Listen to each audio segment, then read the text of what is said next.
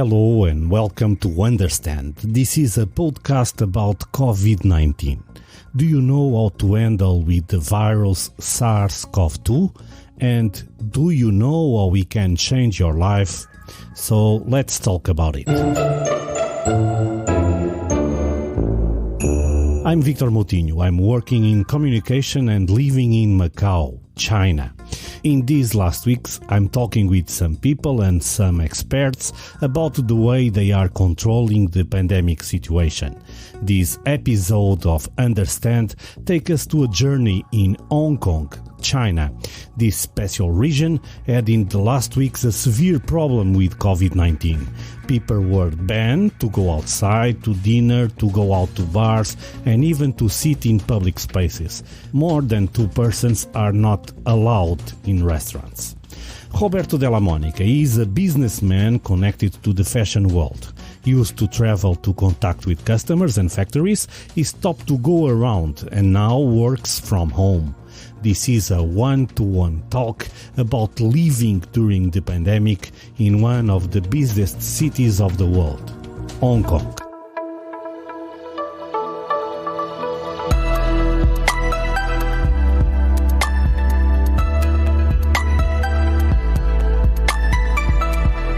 For the talk today of this Understand podcast, I invited Roberto Della Monica, a vero true Italiano living in Hong Kong. He is a businessman running his own business around the city and all China. I think some parts he buys his own products in China. Roberto, how are you living with this pandemic situation? Ciao, Vitor. Thanks for the call. It's very good to catch up with you. So, how are we living this situation? We're living well, overall, let's say I can personally complain. Me and my wife together, we can complain. We're going through the third wave here in Hong Kong. From tomorrow, there will be a new law, new restriction for the business, particularly for like food and beverage industry. They will make very strong regulation. You are too. You are a couple. You can go together only. to outside. Exactly. Only the 2 of us can go outside and have a glass of wine. Absolutely. Only 2 people. So let's see how people will react and handle this new wave that hopefully will end soon. Business-wise, I work for an Italian company with a branch here in Hong Kong, and we've been adopting the different type of method to try to face this situation, like splitting the company in 2 different teams, Team A and Team B, that will never work together for a certain period of time, in order to make sure that if one of the person of one team might get infected or might be in contact with, let's say, first-degree person of the family infected, so we can remove this team temporarily from the office, and the other team can continue running the business. So this one just to prevent everything to collapse. Business nowadays is tough as everywhere in the world. The industry I work in with this company is the fashion textile industries. Everything is very slow. Numbers are very uncertain. So it's closing, monitoring daily the clients and what's going on. Before I remember that you are traveling to see the products in the factories in China, choosing the materials, coming back to Hong Kong, send the delivers to Italy, and now you cannot travel. And now cannot travel. So now cannot travel. Now also most of the time cannot do meeting face-to-face with the clients because they're putting the restriction as well. So we just adapt, learn and apply different working method. Of course, everything is a little bit slower, but we try to push through and make the business happening, because that is very important. But now you cannot feel the materials. You cannot not touch them. It's very important, that part of my job. We need to touch the fabrics, touch the accessories, touch the material. We do it with few days of delays, but let's say, is not the best for what was the business before. This. But you receive the materials at your home. They send you by mail. Always package delivery daily. We have from the sourcing places like mainland China, Southeast Asia, and then they go through our office. We send around the world to our clients. So instead of going directly to your clients, show the samples, making them enjoying the sample, explaining them personally why they should choose your quality, your product. You need to explain them through a video call, through an email, tell them that the package is on the way, hopefully it's not delayed. So but you adapting. But you cannot feel the reaction. You cannot feel that personal contact to see if he's happy, if he's unhappy, if you can close the business or no. Exactly. That it's a very tough part of the job. And, also being Italian, we're very passionate about what we do, especially in fashion and textile. So we like to sit with the client, explaining them what's behind the research, the story, the design of a product. And we just need to squeeze everything in 3 rows of an email and a little sample maybe. So let's see what happens. Yeah. Hopefully this will end and we go back to what we used to do before. Let's go back to February. Do you imagine in that time that this could happen? No, absolutely. I go back to end of January when I was in Italy. That time was Chinese New Year, was late January this year. So with my wife, holiday. First time I do the holiday in Christmas time and Chinese New Year with seeing my parents. So very excited about that.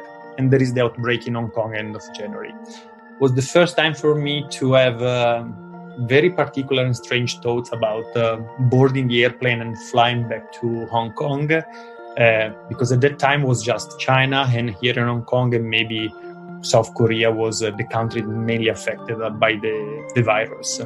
And you have all the relatives, the family, the parents asking you, are you sure what you're doing? Going back, it's not maybe time to consider to postpone your trip back to Hong Kong, or maybe consider to stay here for a bit more.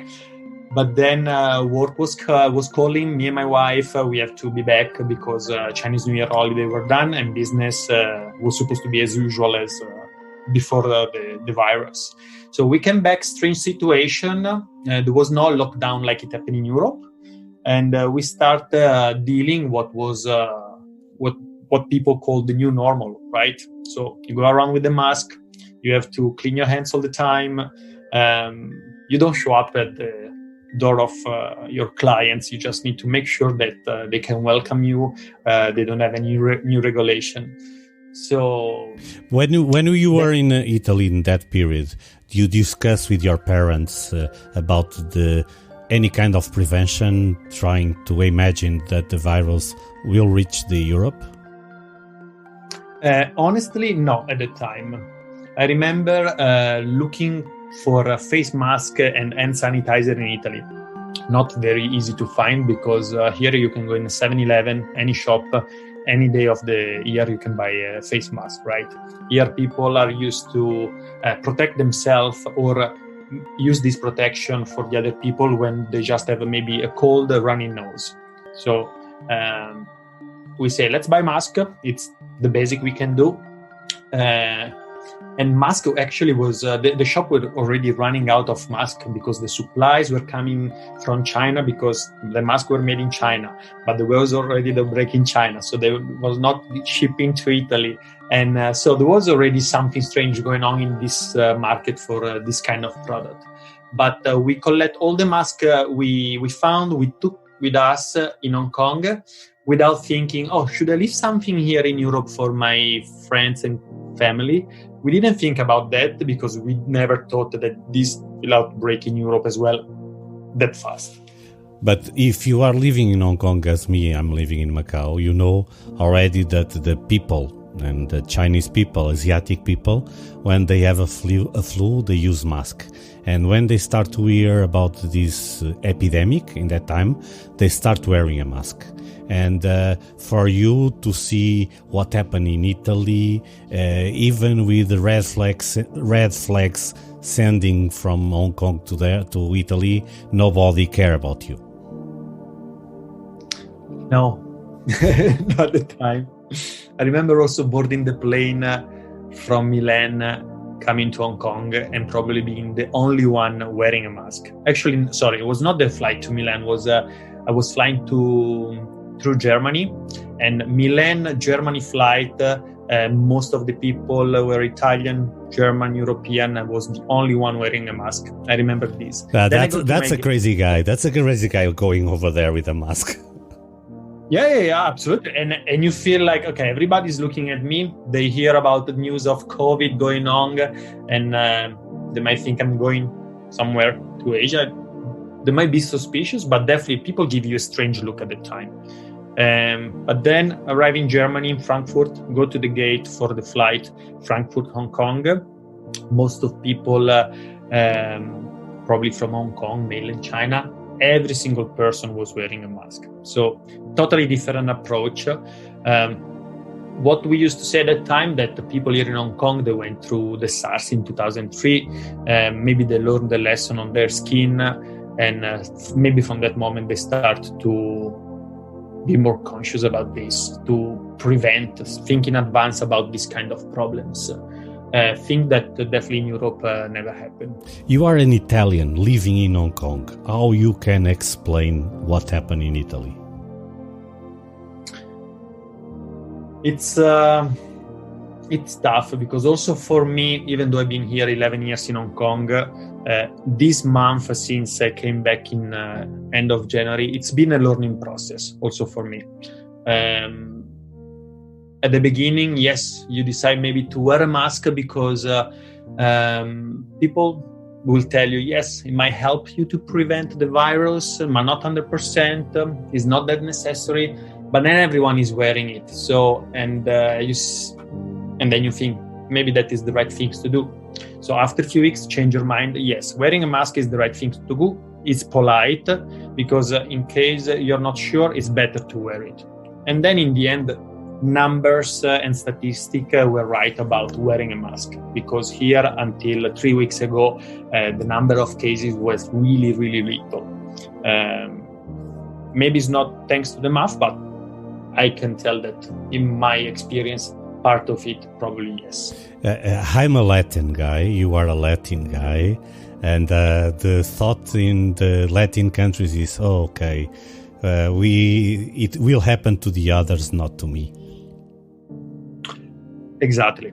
It will happen to the others and not to me, but then when you are touch close, and then you get maybe even a friend of a friend, someone that you see every day, and they are affected by, in this case, this virus or something like this, then maybe your approach will change. I have, unfortunately, a case of a colleague here in Hong Kong. She has their parents in Italy, both affected by the coronavirus, and she was stuck here. She couldn't travel, and she was desperate because there was nothing she could do at that moment. So I'm trying to send a message to my friend and to my family to be more careful, because as you say, both of us, our parents, our countries are Latinos, right? We have maybe more easy approach to this kind of things. So, but maybe this is not the case. We need to be that easy. We need to be more careful. You are living in Hong Kong in a very populated area, nearby central area, Causeway Bay, North Point, that in this third wave are some epicenters. How is it living now in Hong Kong? Do you have any kind of precautions when you go out? We definitely tend to go out less as possible. When it's not needed, there is no need to go out. We've been switching to do, for example, grocery more with deliveries instead of going to the supermarket because they are crowded 24/7. Activities, instead of going to the gym, the studio, the yoga studio, try to maybe stay outside where you can have the same number of people, maybe in a wider area, not inside in the same space for 1 hour or two. And honestly, using less as possible also public transportation because are very crowded. So I like to drive around with my scooter when it's possible. The weather is amazing these days. It's not raining as usual in the summer, so I try to take advantage of having my personal transportation and use that. But you have but you are. Have you afraid of getting out? Yes and no, because I still going when it's possible. I can have a meeting with the client. Of course, I take all my precautions. I still try to push for having a meeting. Of course, you wear your mask, you clean your hands, you stay at distance. You don't have meeting with more than 3-4 people. So it's in between. At the question, am I scared to get the virus? Yes, but at the same time, I'm not confining myself to stay home because this one can last very long. It's already going on for over 5 months, and who knows when there will be a solution and an end to this. There are some people that saying that these viruses are cutting your liberty, your liberty of walking, of expression, of doing whatever you want. Do you feel that in Hong Kong? Do you feel that because of the virus, are you confined to your home against your will? No, I don't have this perception, honestly. Absolutely. Now they're just, for example, the law that will go in place tomorrow, it's to have maximum 2 people gathering together, no more than 2. And but I don't see that as a limitation of a way to communicate, express yourself. Is not touching your freedom. But you know, Roberto, in Italy, in Spain, in France, Germany, even in Portugal, they discussing that when the government are taking some measures to prevent the virus, they put people at home and they are complaining because you are cutting my rights. I think it's in the human nature to complain, especially in the Italian human nature. Someone has to take a decision here. Most of the countries never went through this kind of things in the last century, so or even before. So even people working in the government that are in charge to decide what to do, definitely it's a very strong, tough decision what they have to take.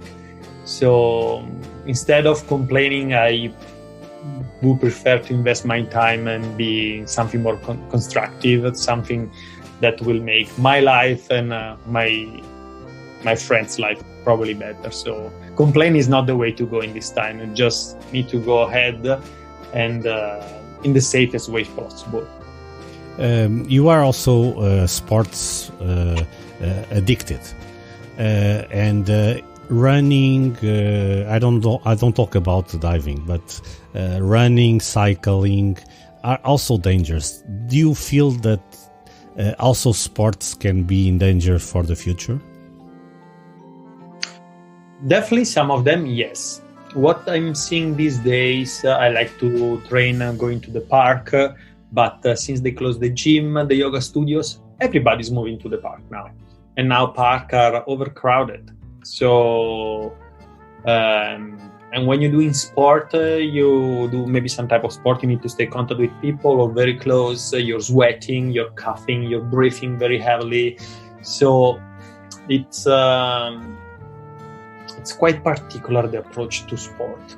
You feel more free? I feel that I need to be more careful. Yeah. For example, now the activities I'm doing is with a group of people. We usually are between 10 and 20 people. We divide in group according to the laws that was until today 4 people, from tomorrow 2. So we try to spread as much as possible. but then you train in 2 people, right? And in order to comply with the new law, we also try to do classes on Zoom, like we're doing our call. So it's not the best. It's hopefully temporary, but it's the way to do. So as I say, I don't like to complain in this situation. There are just too many things going on. So let's just get along, do the best choice, and try to stay safe. Do you have already any plan B if the situation still goes on the next month? So I consider myself as an expat living, in this case in Hong Kong, to already have a sort of plan B, because home is Italy. There is always a family. I'm lucky to have a family welcoming back in case something goes wrong. So a plan B, yes, there is. And it's I've seen like people here saying, yeah, I'm from Hong Kong. Something goes wrong here. I don't have a plan B. It's challenging. So me and my wife, we honestly didn't think that deep in a plan B. We've been living more day to day with what's going on. We've been trying to plan trip back to Italy, visiting families, but with what's going on, this third wave, we give up this year. So it's not reasonable to go back, expose ourselves, expose other people to potential virus. Yeah, so that's what I'm going to tell you is because you don't know what can happen during your travel to Italy. Exactly. And maybe you can put it in danger your family when you arrive in Exactly. Italy. That is not what you want to do. So it's just a matter of be patient, wait, get along. You will hug your parents 1 or 2 less time in 1 year. You will have 10 more calls per week, video calls with them. And hopefully it's just temporary. And let's hope for a fresh 2021, new year, maybe something. Do you feel more safe in Hong Kong or if you were in Italy? I've been feeling very much safe here in Hong Kong, indeed. Yeah. Italy, unfortunately, was the first country with a very strong outbreak. Number were getting out of hands, the cases. Still going through a tough situation, Italy, at this moment. Definitely is not like March and April, but here in Hong Kong, luckily, the situation has always been okay. So I've been feeling very safe here. One of the good things that this virus bring to the environment was no pollution, less traffic, more time with the family. Less pollution, it's amazing. Have you seen the stars from Macau, finally? Yes, already. The first time in 11 years I can see blue sky during the day and counting more than 3 stars in the sky. So that one, it's definitely a lesson that Mother Nature is teaching us, because the way we've been treating the world in the past decade, in the past years, it's terrible. And we have to learn a lesson from what's going on now. Absolutely. Every day I'm working either from the office or from home. I'm lucky enough to have a nice view for the sunset. I never see sunset this nice in Hong Kong. The clear sky, and you also see with the air you breathe. It's way, way better. Here we are always being exposed to the wind blowing, all the pollution from the southeast area of mainland China, all the big industrial area of Guangdong, and maybe also other area from the mainland China. And the pollution was coming from the air, from the water. It's way, way better. So hopefully... Do you think that, for example, for the recovery of the environment in Hong Kong, recover of the basic resource of nature, it was a good time? Forests are more green, the sea is more clear and blue, and also the sky. Indeed, it was about time, and people are realizing it. Also, people that maybe don't care too much about the environment, unfortunately there are, maybe they are noticing these points, and it's just better for everyone, for the future, for the next generation, for the environment, for our world, because we are messing up big time with our world these days.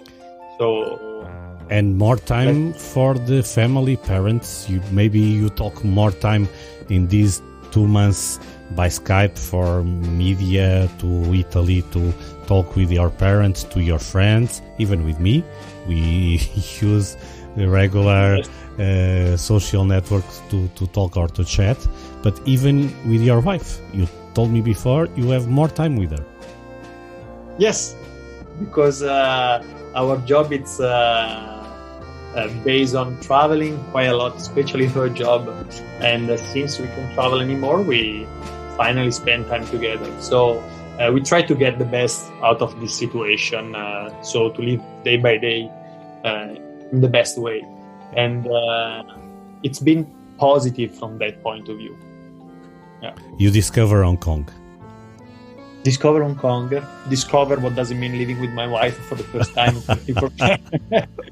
So I love it. It's very, very good. Don't put your socks in the middle of the living room. Please wash your dishes. Take out.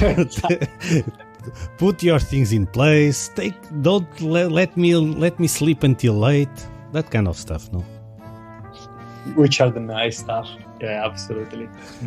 Roberto, thank you very much for this small chat about the COVID-19 and living in Hong Kong, being an Italian.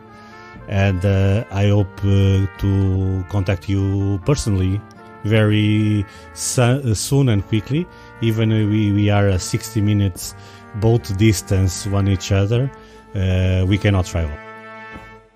Exactly. I'm looking forward to see you personally, give you a big hug, and then we can enjoy some time together. Take care for the moment, Ben.